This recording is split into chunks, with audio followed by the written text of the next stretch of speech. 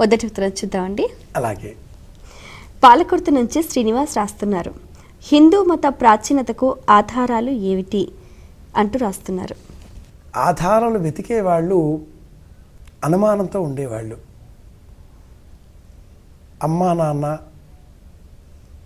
తాత ముత్తాత, ఇంకా వంశం, నేను మా అమ్మా నాన్నలను గౌరవిస్తాను, వీళ్ళు మా అమ్మా నాన్నలేనా అనే అనుమానం నాకు కలిగితే ఎంత పాపమో.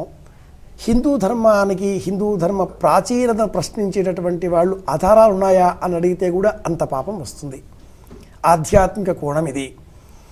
ఈ కోణం పక్కన పెట్టేస్తే భౌతికంగా నిజంగా ఏమైనా వెతికే వాళ్ళ సమాధానాలు చెబుతామా అంటే తప్పకుండా. క్రీస్తు శకం అంటూ లెక్క పెడతారు ఆధునికులంతా కూడా. ఓ 2000 ఏళ్ల క్రింద క్రీస్తు అనేవాడు జన్మించాడు. మహానుభావుడు, నమస్కారం చేద్దాం. ఆయన తర్వాత 2000, ఆయనకంటే ముందు గ్రీకు సంస్కృతి, గ్రీకు నాగరికత, రోమనుల నాగరికత, ఈజిప్షియన్ల నాగరికత, పర్షియన్ల నాగరికత, మెసొపొటేమియన్ల నాగరికత, ఇలా చెప్తూ ఉంటారు. అన్ని నాగరికతలలోకెల్లా కూడా అత్యంత పురాతనమైన నాగరికత హైందవ నాగరికత. ఎలా చెబుతాం? ఆకాశం కారణంగా చెబుతాం, లెక్కల కారణంగా చెబుతాం, జ్యోతిష శాస్త్రం కారణంగా చెబుతాం.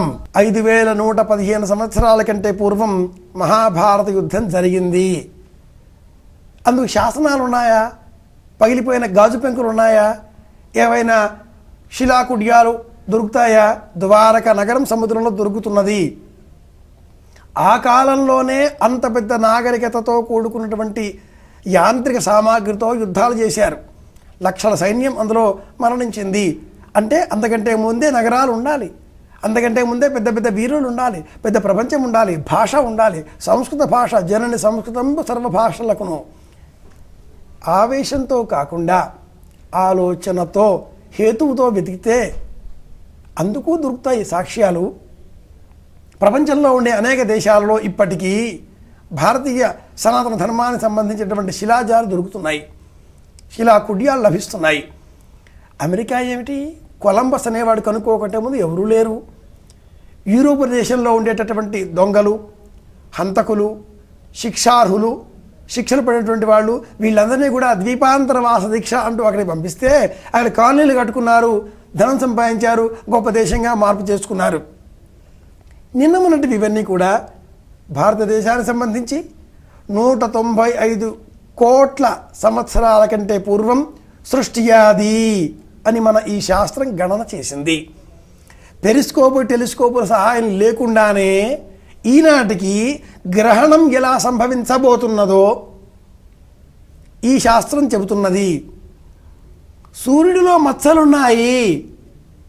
ఈనాటికి ఆధునికులు ఇంకా తెలుసుకోలేకపోతే శ్రీమద్ రామాయణంలో రామచంద్రమూర్తి లక్ష్మణకు పశ్య లక్ష్మణ దృశ్యతే అని వర్ణిస్తాడు. అన్నీ మన వేదాల్లో ఉన్నాయిట అంటూ ఉంటారు. నిజం కూడా. కాబట్టి భారతీయ హిందూ మతానికి, హిందూ మతం అనకూడదు, హిందూ ధర్మానికి ప్రాచీనతకు ఆధారం ఏమిటి? వేదమే. వేదమే ప్రమాణం. ప్రపంచంలో లభించే గ్రంథాలన్నింటిలో కూడా అత్యంత పురాతనమైనది, అత్యంత ప్రాచీనమైనది ఋగ్వేదము అని ఆధునికులందరూ కూడా అంగీకరించారు. హేతువాదులు కూడా అంగీకరించారు. అంతటి ప్రాచీనమైనటువంటి ఋగ్వేదమును చెప్పినటువంటి ఋషులు ఎవరు? వారికి చెప్పిన వాళ్ళెవరు? కాబట్టి ప్రాచీనత అంటే ఇది లెక్క. ఇలా చూసుకుంటే అన్నింటికంటే కూడా ఉత్తమోత్తమైనది సంస్కృతి భారతీయ సంస్కృతి. అది మన దేశం. అందుకు నిజంగా మనం గర్వపడాలి. ఆ సంస్కృతి వారసులమైనందుకు ఆనందించాలి. సంస్కృతిని, సభ్యతలను, సంప్రదాయాలను, భక్తిభావ సంబంధిత గుణాలను పెంపొందించుకోవాలి. మరో